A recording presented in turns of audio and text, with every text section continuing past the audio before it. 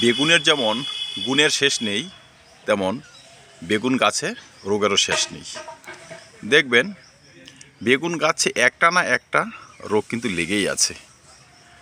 আর তার জন্যই তো আমরা বেগুন চাষে অনেক সময় ব্যর্থ হই। বেগুন নিয়ে মানুষের ভয় সব সময় থেকে যায়। চলুন সংক্ষেপে জেনে নিই বেগুন গাছের কমন এবং মারাত্মক কয়েকটি রোগ সম্বন্ধে এবং তাদের প্রতিকারী বা কী কী। আজকে আলোচনার বিষয় হবে বেগুন গাছের রোগ পোকা। বেগুন গাছকে ভয় পেলে হবে না। আমরা যদি একটু খেয়াল করে একটু লক্ষ্য করে বেগুন চাষে মন দিতে পারি, ছাদ বাগানে কিন্তু ভালো বেগুন আমরা করতে পারবো। টবের গাছে যে রোগটি সবথেকে প্রথম দেখা যায় সেটি হচ্ছে তার পাতা হলুদ হয়ে যাওয়া, গাছ বসে যাওয়া। দেখবেন গাছটি যেমন গ্রোথ নিয়ে বাড়া স্টার্ট করেছিল, ধীরে ধীরে কিন্তু সে গ্রোথ কমে যাচ্ছে, পাতা হলুদ হয়ে যাচ্ছে, গাছের বৃদ্ধি কিন্তু আর নজরে আসতেছে না। এটি হচ্ছে একটি মারাত্মক রোগ। টবের গাছে যেমন হয়, এটি কিন্তু আপনার এমনিতে জমিতেও হয়। তার প্রধান কারণ হচ্ছে গাছে ছত্রাক লেগে যাওয়া। কারণ ছত্রাক এমনই একটি রোগ, এরা কি করবে, আপনার হয়তো জমিতে বা টবের গাছে আপনি জল বেশি পরিমাণে প্রয়োগ করলেন, বা একটু স্যাঁতস্যাঁতে আবহাওয়া থাকলো, বেগুনের পাতা মাটির সংস্পর্শে থাকলো, তখন কি হয়, এরা সেই পাতার সাহায্যে মূল গাছে বা কাণ্ডের মাধ্যমে মূল গাছে প্রবেশ করবে এবং ধীরে ধীরে গোটা গাছকে ওরা কভার করে ফেলবে। আর তখনই দেখবেন সুস্থ সবল পাতা ধীরে ধীরে ফ্যাকাশে হলুদ হয়ে আসতেছে, গাছের গ্রোথ কিন্তু তখনই অনেকটা স্টপ হয়ে যাচ্ছে। তো এইসব লক্ষণ যদি আপনারা দেখেন, তখন কিন্তু ভালো ছত্রাকনাশক, যদি সম্ভব হয় ব্লাইটক্স, নয়তো সাফ, স্প্রিন্ট, যে কোনো গ্রুপের ছত্রাকনাশক, সাফ যদি হয় 1 লিটার জলে 1.5 গ্রাম করে গুলে 7 দিন পর পর 3 বার স্প্রে করবেন। দেখবেন ছত্রাকের আক্রমণ কমে যাবে, গাছ সুস্থ এবং সতেজ হয়ে আসবে। দ্বিতীয় সমস্যাটি হচ্ছে ফুল এবং ছোট ছোট কুঁড়ি ঝরে যাওয়া। অনেক সময় আমরা লক্ষ্য করি বেগুন গাছ ভরে কিন্তু কুঁড়ি আসছে, ফুল আসছে, সে ফুল থেকে কিন্তু অধিক পরিমাণে ফল সেট হয় না, সেটি কিন্তু ঝরে যায়। এটি যদিও রোগের মধ্যে পড়ে না, তারপরও এই সমস্যাটি অনেক সময় হয়ে থাকে ছত্রাকের জন্যই। তো আমরা তো ছত্রাকনাশক স্প্রে করব, তবে কিন্তু সেই রোগ অনেকাংশে কমে যাবে। তারপর সেটি হয় মাইক্রোনিউট্রন ঘাটতি। বোরন জাতীয় খাদ্যে যদি ঘাটতি হয়, তবে কিন্তু আপনার গাছের কুঁড়ি ঝরে যাওয়ার সম্ভাবনা বেড়ে যায়। তাই আমরা বোরন জাতীয় খাদ্য এবং সঙ্গে মাইক্রোনিউট্রন, যেগুলো ভালো মিশ্র খাবারের মধ্যে পাওয়া যায়, সেগুলো আমরা যদি প্রয়োগ করে দিই, কুঁড়ি ঝরা কিন্তু অনেকাংশে রোধ হবে। আমরা যদি টবের মাটি হয়, টবের গাছ হয়, টবের গোড়ায় কিন্তু 1 থেকে 1.5 ইঞ্চি পুরনো গোবর দিয়ে লেয়ার করে দিতে পারি, জল দেব, দেখবেন কুঁড়ি ঝরা অনেকাংশে কমে যাবে। তৃতীয় নম্বর সমস্যাটি হচ্ছে ফল ছিদ্রকারী পোকার আক্রমণ। বেগুন গাছ থাকবে আর ফল ছিদ্রকারী পোকা থাকবে না, সে কিন্তু কখনোই হয় না।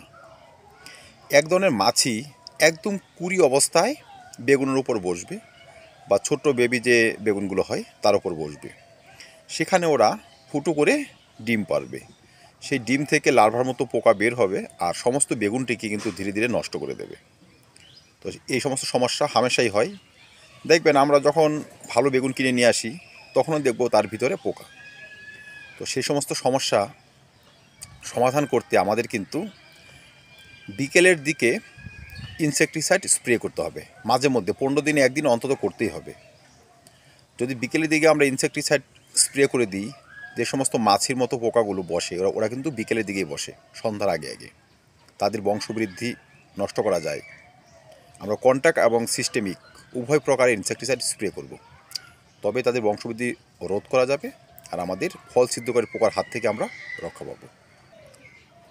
আমরা ব্যবহার করতে পারি সাইবারমেট্রিন, ইমিডাক্লোরোপিড জাতীয় কোনো ইনসেকটিসাইড, তবেই এই সমস্ত সমস্যা চট করে আর আসবে না। 4 নম্বর সমস্যাটি কিন্তু আরও মারাত্মক, সেটি হচ্ছে গোড়া পচা রোগ।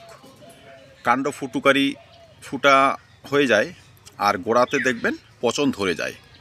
সেখানে যদি আপনি ভালো করে একটু পরীক্ষা নিরীক্ষা করে দেখবেন গোড়া পচে সেখানে আবার পোকাও হয়ে গিয়েছে। তো বন্ধুরা, এই সমস্ত সমস্যা কিন্তু অনেক কারণে হয়। গোড়া প্রথম পচবে ছত্রাকের আক্রমণে, কারণ টবের মাটি যদি স্যাঁতসেঁতে ভিজা থাকে বা বেগুনের গাছের গোড়ায় যদি জল জমে থাকে, সেখানে কিন্তু ছত্রাকের একটা কলোনি তৈরি হয়।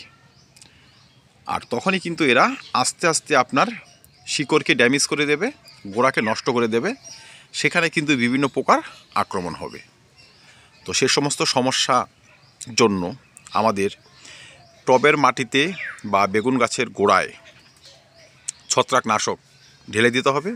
আর গোড়ার মধ্যে বেশি পরিমাণে মাটি দিতে হবে, যেন গোড়াতে জল জমতে না পারে। জল জমবে তো বেগুন গাছের সাইডে, টবের সাইডে, কিন্তু যেন গোড়ায় না জমে।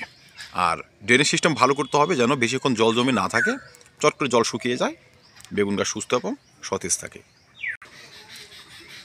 বন্ধুরা, এমন হাজারো সমস্যা বেগুন গাছে কিন্তু লেগেই থাকে।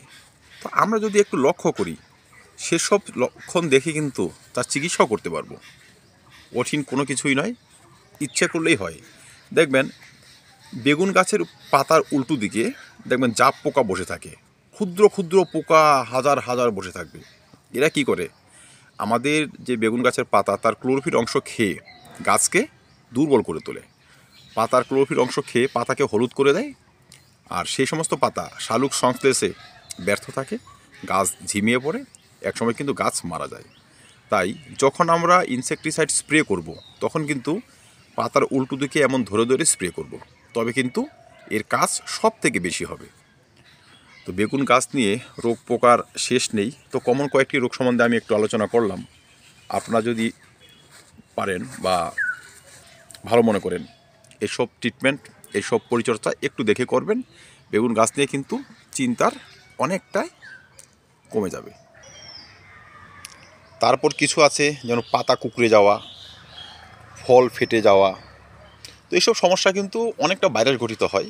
তো আমরা যদি ভালো ইনসেকটিসাইড, ফাঙ্গিসাইড স্প্রে করে যাই, মাঝে মধ্যে একটু লক্ষ্য করি, সেসব সমস্যা কিন্তু বেগুন গাছে আসতে পারবে না। কারণ এই সমস্ত সমস্যার যে বাহক, যে পোকাগুলো, তারা যদি গাছে এসে বসতে না পারে, গাছে ডিম পাড়তে না পারে, তবে কিন্তু সেই সমস্ত সমস্যা হবে না, বেগুন গাছ সুস্থ এবং সতেজ থাকবে। তো ধন্যবাদ বন্ধুরা, ভিডিওটি ভালো লাগলে লাইক এবং শেয়ার করবেন, চ্যানেলটি সাবস্ক্রাইব করে পাশে থাকবেন। ভিডিওটি দেখার জন্য ধন্যবাদ।